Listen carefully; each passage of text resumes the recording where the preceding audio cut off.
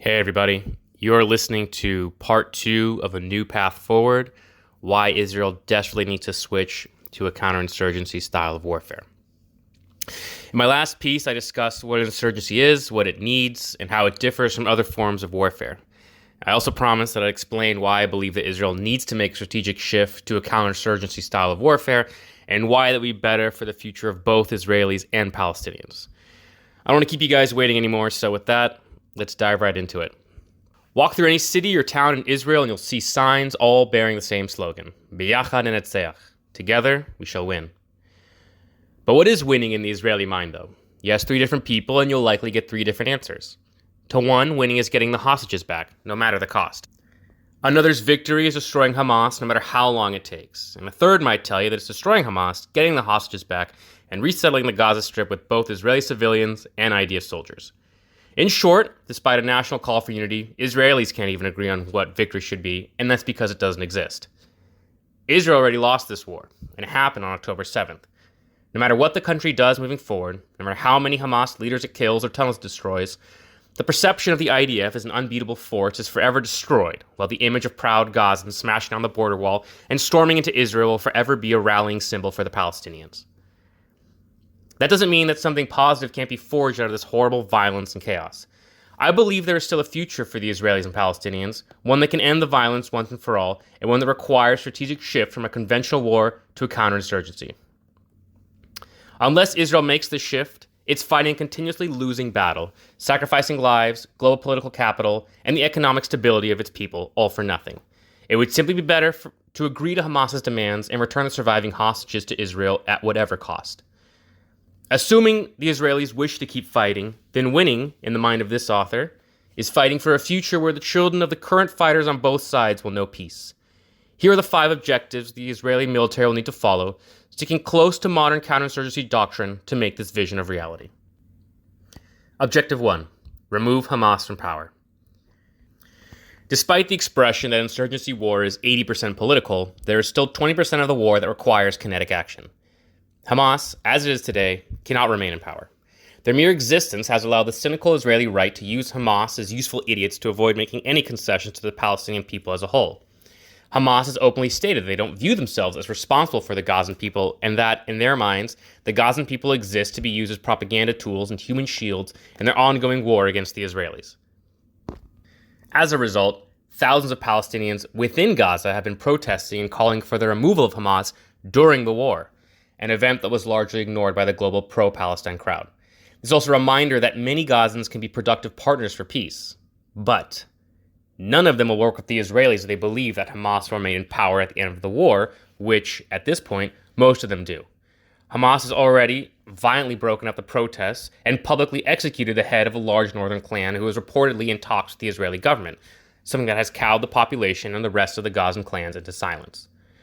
The Israelis cannot afford to give the impression that they will leave before Hamas is gone, but the clock is ticking on the side of the Israelis as more and more countries, including the US, object to the war, and even as Israel itself winds down its presence in Gaza. Israel needs as much time as it takes, whether that be in months or years. To buy time, Israel will need to focus on objective number 2. Objective 2. Emphasize propaganda. Propaganda is a strong word that, in our minds, is often synonymous with fake.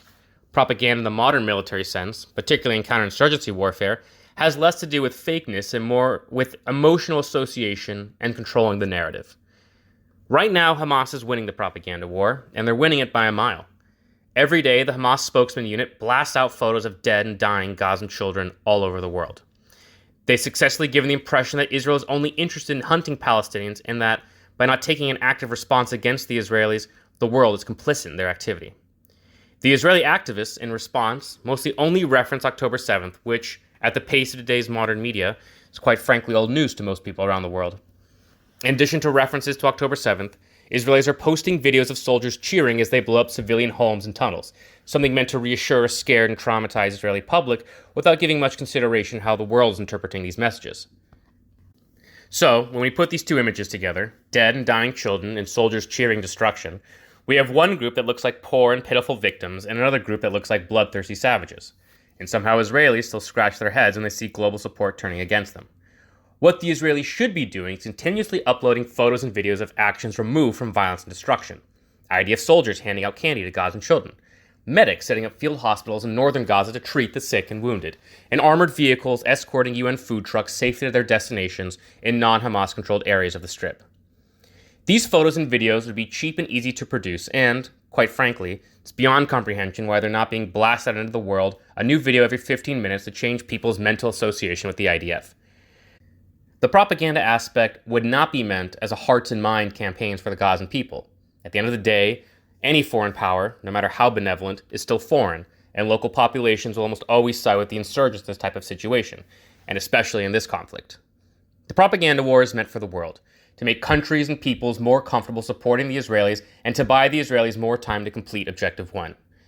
In a recent episode on From Guns to Keyboards, my good friend and co-host Michael asked if Israelis would even want to see photos and videos of them helping Gazans. I pointed to a photo that was widely circulated within Israeli society back in late January of an IDF officer pushing an elderly Gazan woman in a wheelchair. The photo was so popular it was picked up by mainstream Israeli news channels and was posted on X or Twitter, where it received hundreds of thousands of views and likes. No matter the bad blood between Israelis and Palestinians, Israeli society wants to see photos of their soldiers acting like human beings and helping the civilians of this war. Not only is it a strategic necessity, it is also a moral good. Objective 3. Less bombing, more building.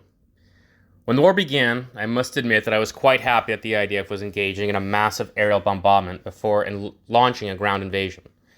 I knew both from studying history and from hearing from friends who had fought there that, in the 2014 war against Hamas, Israel had sent infantry and armored vehicles into the densely packed Gaza neighborhood of Shujaiya with only light artillery and air force prior to their arrival. Upon first contact with Hamas fighters, the IDF's Golani Brigade was immediately overwhelmed by Hamas's use of tight-armor combat, booby traps, and surprise ambushes. The brigade commander was forced to call in close air support to extricate his men, and despite this, the IDF still suffered 16 dead and 56 wounded. As a result, Israel changed its military strategy for this war by first beginning with an overwhelming bombardment before sending in its ground troops. For my own selfish reasons as an IDF soldier, I was relieved, and despite the damage to civilian casualties, the IDF was able to take control of northern Gaza while only suffering a tenth of the casualties that were predicted by military experts in Israel and the United States. But this was almost 6 months ago. Today, 70% of Gazan civilian housing is now destroyed.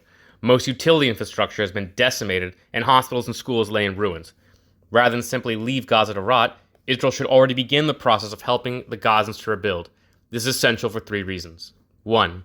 Infrastructure projects require coordination with community leaders. These partnerships can create the foundations of trust and alliance between the two groups, helping the Israelis to gather intelligence on who is a Hamas supporter, which will help them accomplish Objective 1, and to create lasting bonds that might evolve into a day-after plan.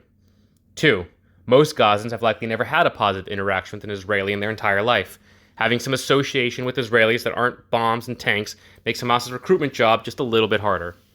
3. Propaganda. See Objective 2. But while infrastructure projects are good and all, they require something incredibly important for them to function in an active war zone. Objective 4. Shift to a security mindset. In a counterinsurgency, there are 2 types of units: mobile units and stationary units. Mobile units are responsible for chasing down the enemy. They are the armored infantry who are invading cities and neighborhoods, engaging insurgent fighters, and removing the overall group from direct control over territory.